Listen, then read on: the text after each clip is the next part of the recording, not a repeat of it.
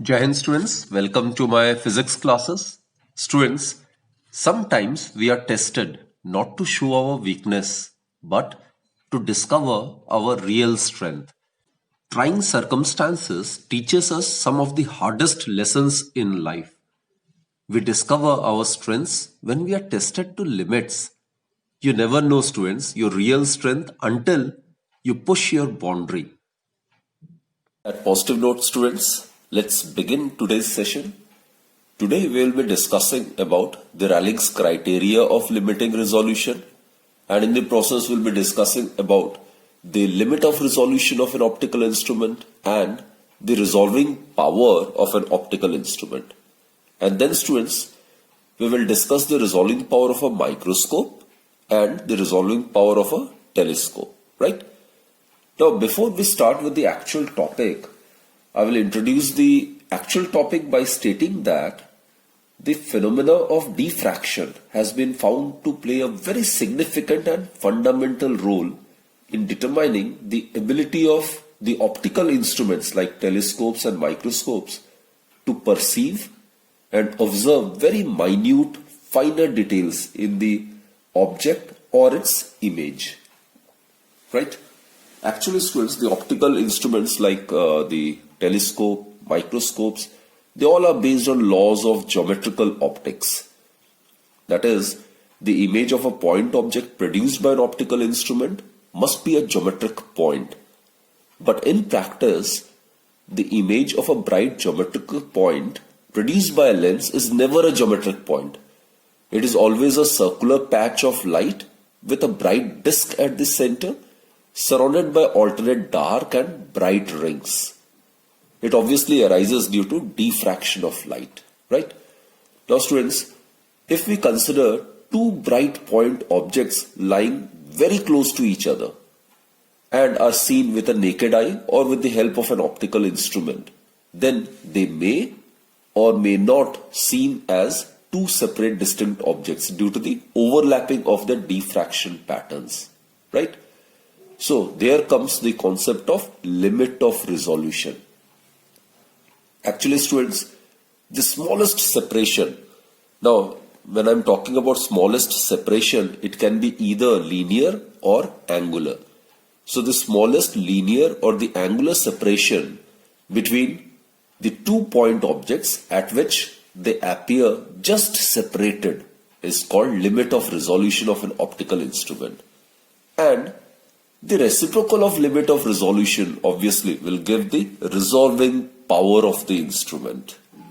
As I stated, students, resolving power of an optical instrument is actually the ability of an optical instrument to produce distinctly separate images of the two very closely spaced objects. And therefore, it is the ability of the optical instrument to see as distinctly separate or resolve the images of two closely spaced objects. And the resolving power is sometimes also known as the resolution of the optical instrument, right? So, the reciprocal of the limit of resolution is called its resolving power, right? So, smaller the limit of resolution of an optical instrument, the greater will be its resolving power. So, resolving power is actually the reciprocal of the limit of resolution.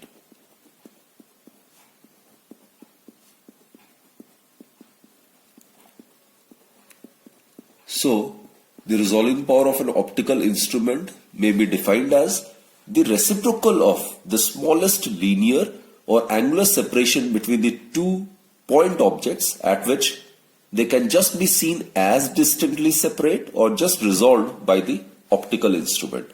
So smaller the limit of resolution, higher will be the resolving power of the optical instrument under consideration, right? Also, I would like to mention, students, human eye. You're aware it's also an optical instrument, right? It has a limit of resolution of about 1 by 60 degree. That is 1 minute of arc, which would be also the diffraction limit for visible light corresponding to an aperture of size of about 1.6 millimeter, right? So the limit of resolution of human eye is about 1 minute of arc, that is 1 by 60 degree.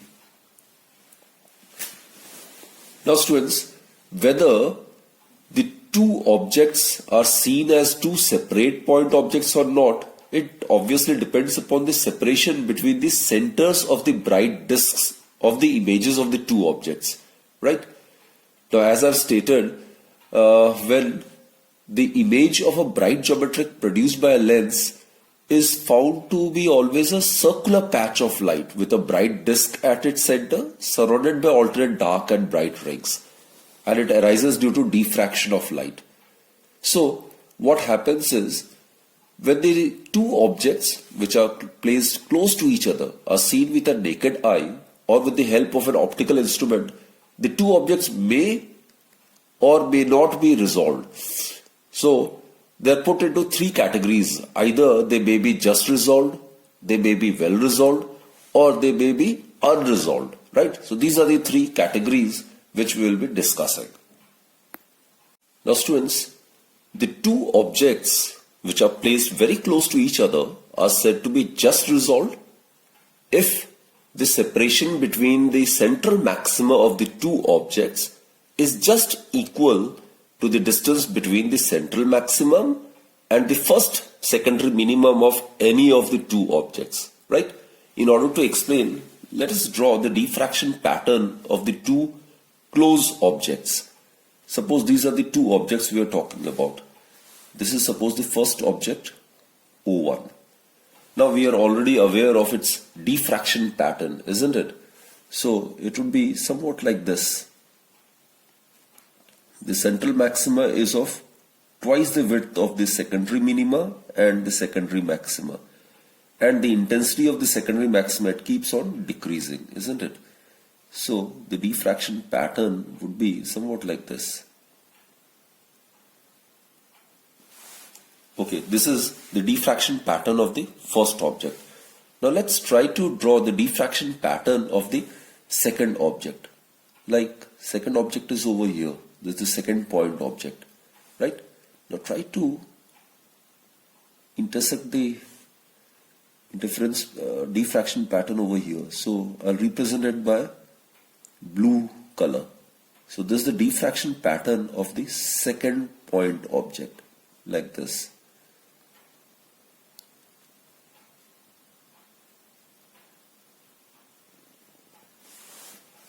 Now students, O1, O2, the separation between them represents the distance between the central maxima of the diffraction obtained in the case of two objects. So suppose this distance is x. So let us consider x to be the separation between the central maxima of the two objects, right? And let us consider the diffraction pattern of any of the two objects. If we consider the first object, then this is also the position of the first secondary minima, isn't it? So let this be y as well. So let y be the distance of the central maximum and the first secondary minimum of any of the two objects. Now here x is equal to y. So when this condition gets satisfied, then the two objects under consideration are said to be just resolved. Clear students? Again I repeat, the two objects under consideration are said to be just resolved if the separation between the central maxima of the two objects, which is represented by x, is just equal to the distance between the central maximum and the first secondary minima of any of the two objects. So that is represented by y. So if x equals to y, then the two objects under consideration are said to be just resolved, right? Now let's consider the case of this category, well resolved. Again, let's consider the two objects. Suppose this is the first object. Let's draw its diffraction pattern. It will have a central bright patch, which is known as the central maxima. As I've told you, its intensity is maximum and its width is twice the width of the secondary maxima or the secondary minima. And the intensity of the secondary maxima, it will keep on decreasing like this. Right? And here, students, let us consider the diffraction pattern of the other object then. So this is the diffraction pattern of the second object under consideration.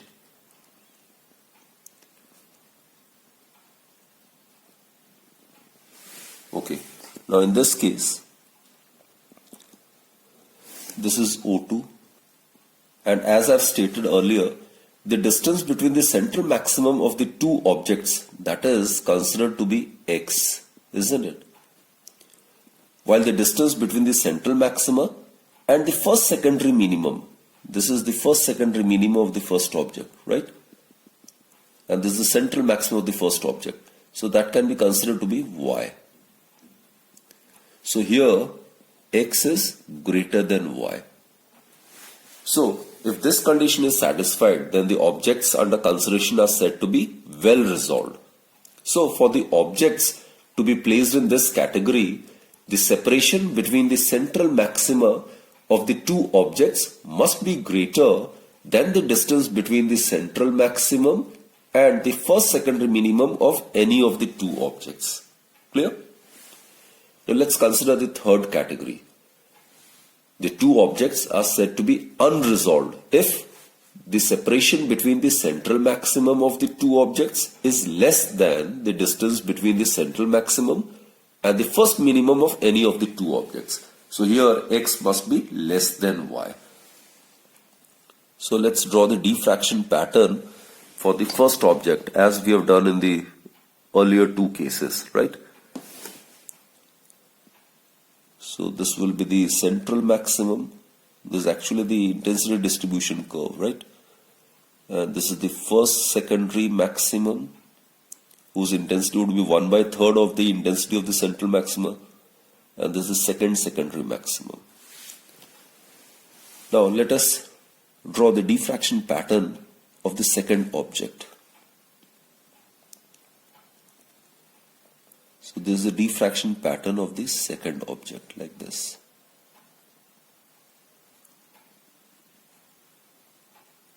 The intensity of the secondary maximum will keep on decreasing. Now students, the distance between the central maxima of the two objects, it is considered to be x. This is x. Right? X is, as I've told you, it is the distance between the central maximum of the two objects. While if you consider the first point object, then this is the central maxima and this one, it is the position of the first secondary minimum, right? So this is y. Y, as I've told you, it is the distance between the central maximum and the first secondary minimum of any of the two objects. So here it's pretty evident from the diagram, x is less than y, right?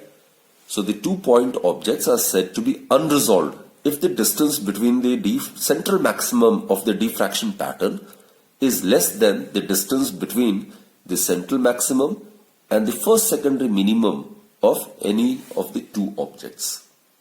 So these results are collectively called as Ralig's criteria of limiting resolution, right? So therefore, students, it follows that diffraction, it actually limits the resolving power of an optical instrument. So students, again I must remind you the basic fact that the image of a bright geometric point produced by a lens or by any optical instrument is never a geometric point. It is actually always a circular patch of light with a bright disk at the center surrounded by alternate dark and bright rings, and it is due to the diffraction of light. Now when 2 point objects are placed close to each other, then what happens is, due to the overlapping of the diffraction pattern, the two objects may or may not appear to be distinct or appear as two separate objects due to the overlapping of their diffraction patterns, right? So accordingly, the two objects may be placed in either of these three categories. The objects can be just resolved, the objects can be said to be well resolved, and the objects can also said to be unresolved, depending on whether x is equal to y, x is greater than y, or x is less than y. So students, do remember, x is the separation between the central maximum of the two objects. Y is the separation between the central maximum and the first minimum of any of the two objects, right? So the two objects are said to be just resolved when x equals to y, right? So this is the central point actually.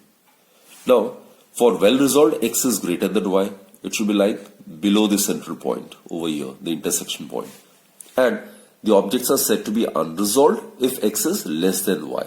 Here, the intersection point should be above the central point. Students, microscope is an optical instrument which is used to get the magnified image of an extremely tiny object, isn't it? And we are already aware of resolving power. Resolving power of an optical instrument is actually the reciprocal of the limit of resolution. Limit of resolution of a microscope is the least linear separation between the two close objects so that they appear just separated when they are seen through the microscope.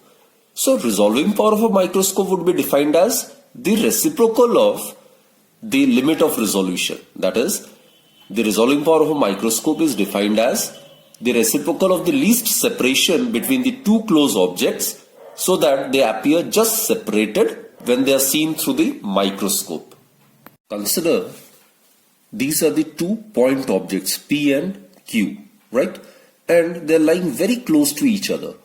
And these two objects are observed through a microscope. This is the objective of a microscope. This is, suppose, the objective of a microscope, right?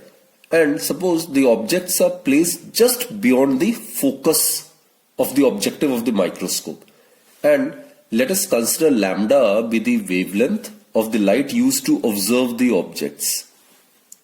And the objective, this objective of the microscope will form the diffraction images. For P, the diffraction image is P dash. For object Q, the diffraction image of object Q is Q dash, right? So this is the diffraction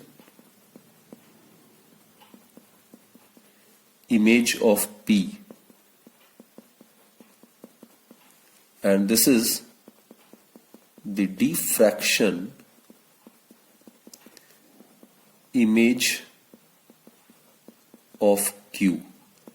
Now this image will consist of a circular patch of light with a bright disk at the center surrounded by alternate dark and bright rings. So that is due to the diffraction, right? And let us consider, suppose PQ, they are separated by separation small d. Small d is the least separation between the two objects so that their diffraction images P dash and Q dash are just resolved. P dash and Q dash will be just resolved only when the distance between the central maxima of their images is just equal to the distance between the central maximum and the first secondary minimum of any of the two objects, right? Now it is found that the least distance between the two objects so that their diffraction images P dash and Q dash are just resolved is given by D is equal to 1.22 lambda divided by 2 mu sine theta. Now look students, over here the factor 1.22, it appears due to circular aperture of the objective. Again I repeat students, the factor 1.22 appears due to the circular aperture of the objective of the microscope, right? And theta over here is the semi-vertical angle, this one. This is the object and this is the ray passing through the optical center. So this will be the semi-vertical angle. Theta is the semi-vertical angle of the cone in which the rays of light from an object enter the objective of the microscope, right? And students, mu is the refractive index of the medium between the objects and the objective. This is suppose a medium. In case of air, it would be 1, mu would be equal to 1. So this is the medium between the objects and the objective, and its refractive index is mu. In case of air, mu will be substituted as 1, right? So D is the minimum or the least linear distance between the two objects so that their diffraction images are just resolved. D is known as the limit of resolution. Known as the limit of resolution. And students, the resolving power of an optical instrument, we are aware it's given by the reciprocal of limit of resolution, isn't it? Therefore, the resolving power of a microscope is given by reciprocal of limit of resolution.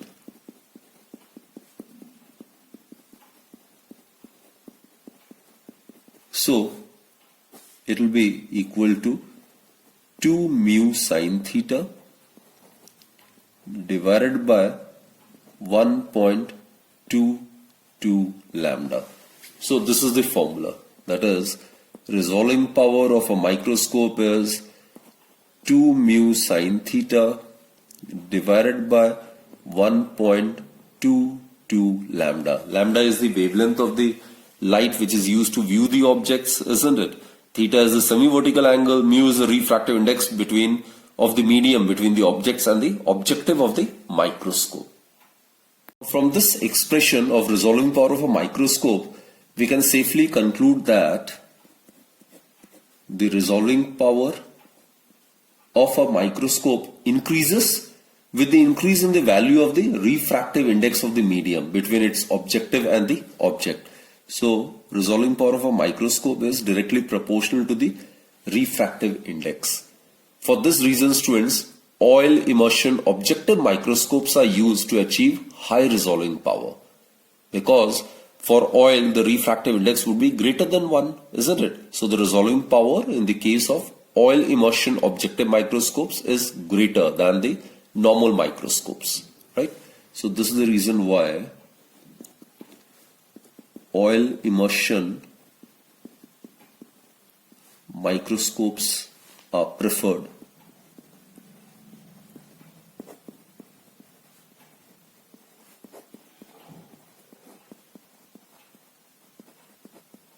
Okay. Second, students, the resolving power of a microscope increases with the decrease in the wavelength of the light used to illuminate the object. That is, it is inversely proportional to the wavelength. Now, students, in the visible spectrum, we are aware VIVGIOR. So, we know that red color in the visible spectrum, it possesses maximum wavelength, while the violet color, it possesses minimum wavelength, isn't it?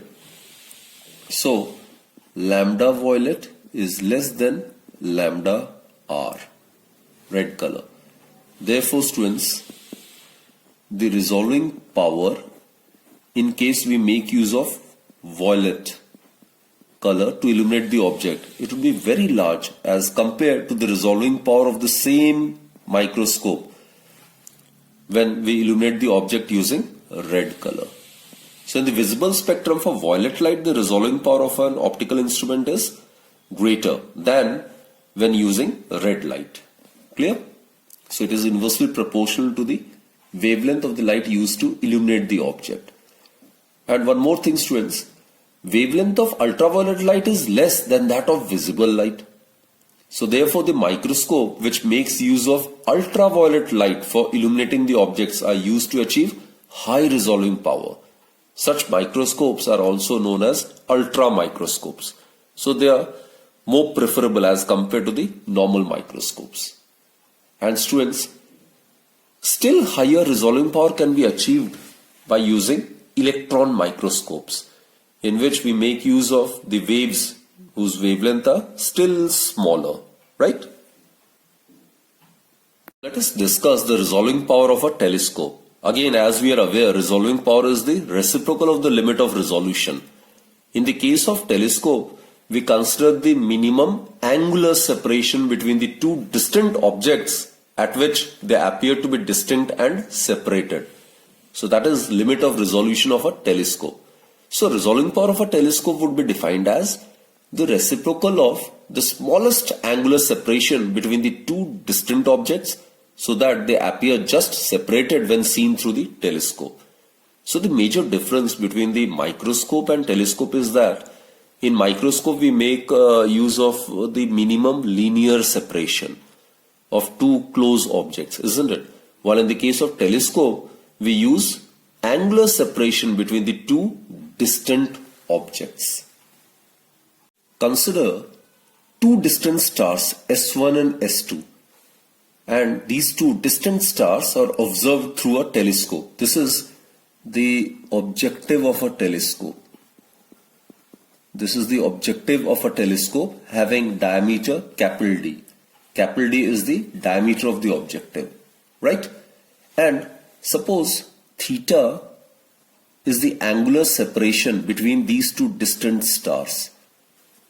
The star is lying at a very, very far away distance, so rays are parallel to it, right?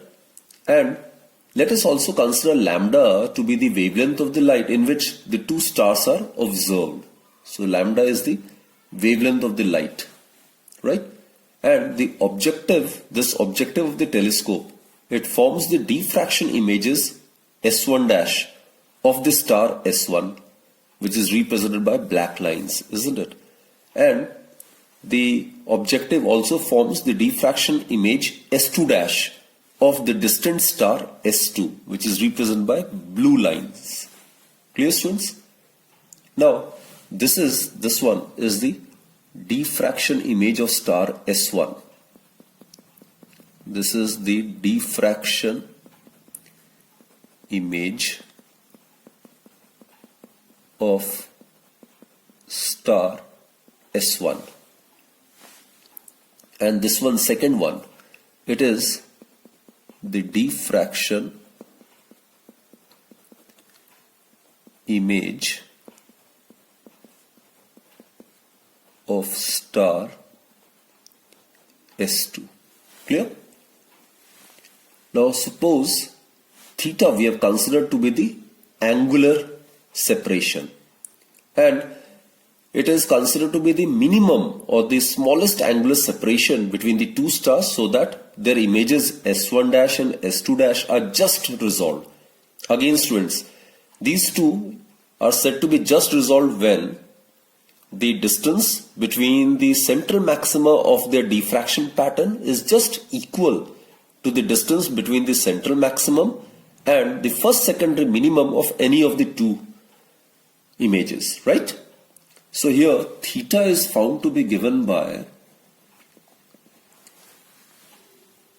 1.22 lambda divided by d, right? This already I have told you, 1.22. It's been introduced so as to represent the circular aperture of the objective, right? This factor 1.22 appears due to the circular aperture of the objective. So this is the minimum angular separation at which the images S1 dash, S2 dash of the two distant stars S1, S2 are just resolved. So theta is the limit of resolution of the telescope. Limit of resolution of the telescope. Now, resolving power of an optical instrument, we are aware it's given by the reciprocal of the limit of resolution. Therefore, the resolving power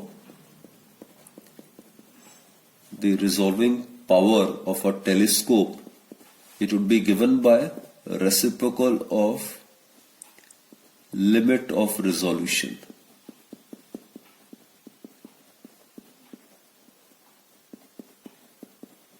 Thus, the resolving power of a telescope, it's given by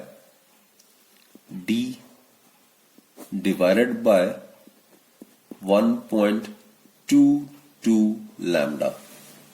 So students, from this expression, it is pretty clear that resolving power is directly proportional to capital D. It is directly proportional to the diameter or the aperture of the objective of the telescope. So basically, the resolving power of a telescope increases when the objective of larger diameter is used. But students, we cannot increase the diameter beyond a certain limit, because in that case it will tend to suffer from spherical and chromatic aberration. So the image formed will be blurred and multicolored, right? And second is, students, from this expression it also follows that resolving power of the telescope is inversely proportional to the wavelength of the light wave. That is, light of smaller wavelength is used to get high resolving power. Clear? So these are the two factors on which the resolving power of a telescope depends. So students, in this particular lecture we have discussed Ralig's criteria of resolution, then we have discussed limit of resolution, resolving power of both microscope as well as telescope. So students, that's it for this particular session. Hope you have understood all the concepts, and do join me in my next lecture and keep watching my videos. Thank you students, stay healthy, stay fit and keep smiling always. Thank you.